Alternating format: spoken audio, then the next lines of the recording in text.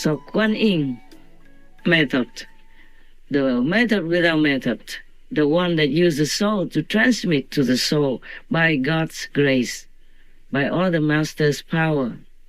That is the way to liberate ourselves and to become a Buddha in one lifetime, or eventually at least liberated in this lifetime, if the practitioner adheres to the teaching of the Master and does meditation, yes, and keeps the discipline. It's just like if you drive the car, you have to keep the discipline on the road or you'll be in trouble. When your driving instructor told you how to drive, you have to keep left, keep right like this, and your feet have to be on this pedal and that pedal. Your eyes have to be fixed on the road. There's such a sign you have to respect. At this side you cannot turn left, that side you cannot turn right. And in the rainy weather, how fast should you drive? For example, like that. That's not because that driving instructor was strict with you, or he's mean to you, or he's making trouble for you. But he has to teach you the right way so that you can be safe while driving. And you also can help others to keep themselves safe.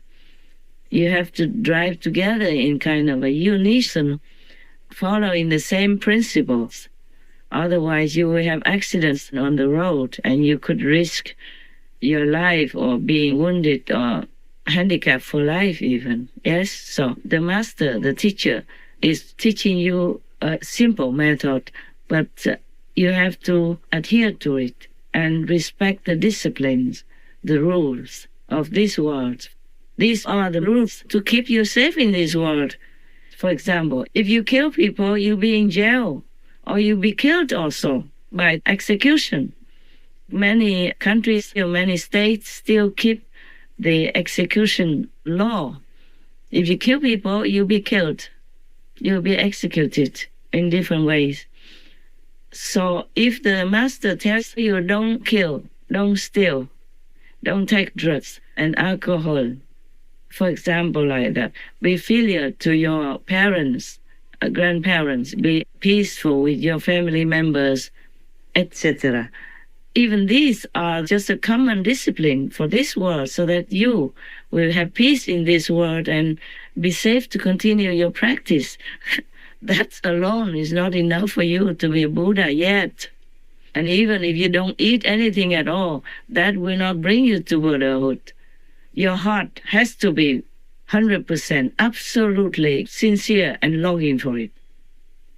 Even if you recite a Buddha's name or Jesus Christ's name or Saint Mary's or any saints, your heart must be sincere, absolutely one-pointed in worship and believe in that saint, in that Buddha. So if you just keep saying Amitabha Buddha, Jesus Christ, without any intention, without any sincere effort in it, without your heart in it, then it's useless. It won't bring you anywhere. You still can go to hell.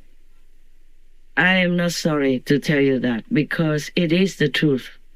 When I first came out, people also asked me, I recite the Amitabha Buddha every day.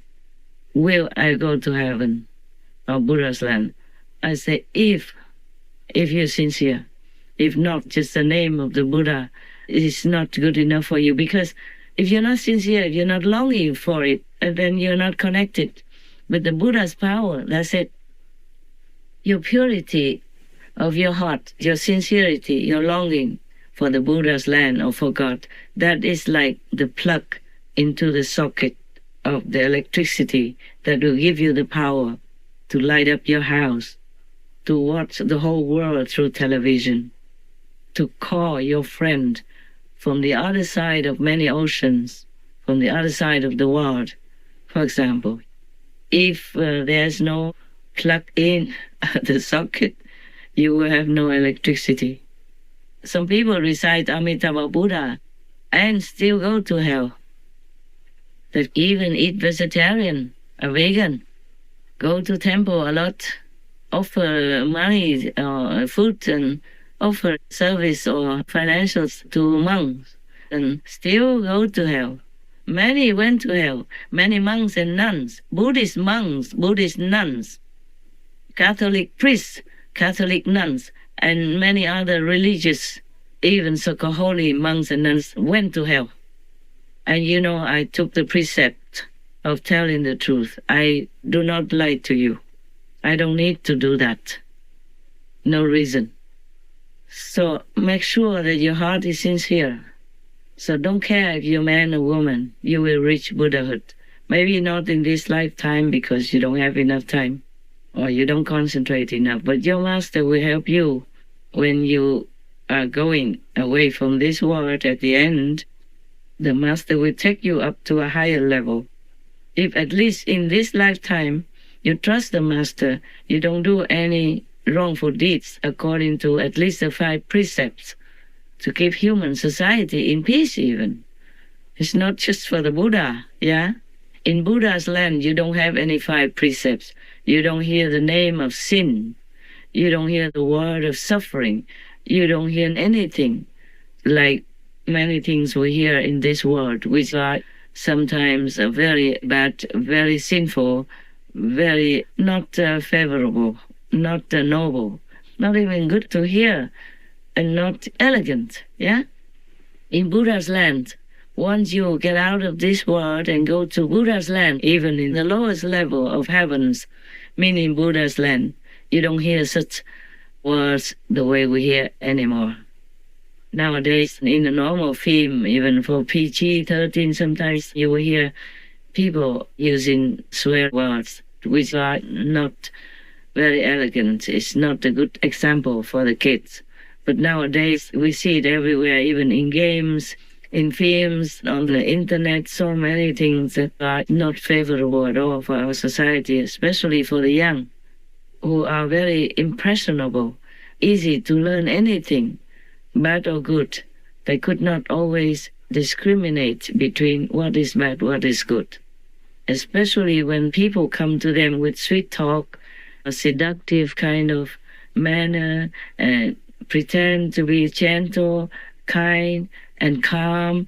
These are all learned tricks to trick children into buying their stuff, doing what they want to, and can fool the adults even, the vulnerable ones. So, by the way, if your mother and father, be vigilant with your children. Don't think that whatever you say, they don't listen. They do listen. So you keep telling them, no drugs, no bad friends. Whoever's a friend, you have to know. Whatever they do, you must know. Whatever the friend told them, you must know. But you have to be friends with your children. Otherwise, they won't trust you to tell you everything. You tell them no, they will understand that and they will stay away. If you don't ever tell them, don't take drugs, don't drink alcohol, don't go out and fool around at night, then they will not know about it. They will think it's just like eating. You don't tell them, they still eat. So you have to tell them, no, it's bad. You explain to them how bad it can be. Not just now in their young time, but after their marriage, for example. Drinking can cause trouble for marriage and giving birth to deformed children or not healthy children, for example. Smoking also is really fatal to many children. So you have to tell your children, okay? Don't think that they don't listen. Maybe they don't say anything. They don't express to you that they listen to you, but they do listen. You tell them anything that's good for them, they will listen. Even if they might not expressively say that, oh, thank you for saying good things. But they think about it. They're young. They're impressionable. They listen to anything, good or bad. So you make sure you tell them all the good stuff. Make sure they learn all the good things. As much as you can, of course. Keep an eye on them. They're young. They're more vulnerable than you even. So please take care of the children. They are so tender, so vulnerable, so easy to be led astray and to go into harmful company. Please take care of the children, okay? Tell them. You have to tell them. This I think I said before, but I emphasize it again because I love children, because I understand how weak they are, how meek they are. They just came out into the world. They have not much experience of the society, which is full of badness also, not just goodness. Yeah, but luckily nowadays we have goodness shown all the time, anywhere. On the internet, in films, on our Supreme Master television. I also search for good examples.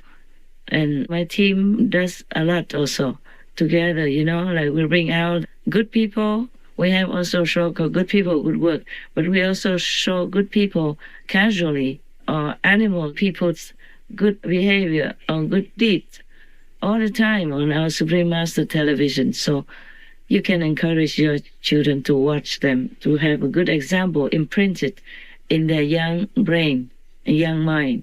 And when they grow up, they will live according to those. I'm so touched. Many times I cry when I'm doing the editing, because there are people outside there. They are so loving, so kind. Some man just run into a frozen lake just to rescue a dog person, not even his dog person. And some group of men or women, hold hands together so that they can safely go into the deep water to bring in an animal person. Some animal people also rescue other animal people. It's not even their friend or their family. Like dog person went to rescue the deer person and brought it to the shore. Especially many men make me cry when they went out on the street to protest the animal people cruelty in the slaughterhouses and ask people to become vegan. Oh, I saw their faces, so passionate, so real, so true. It gives me goosebumps now talking about it. And I cry also because I'm so grateful such people exist still. Not just men, but women.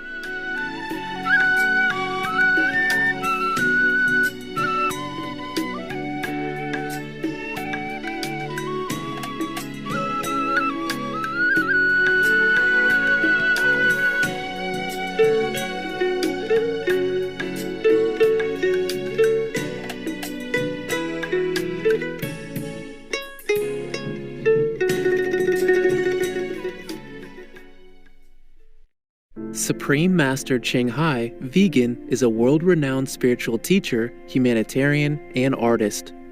To learn more about her compassionate life and teachings, please visit suprememastertv.com/master.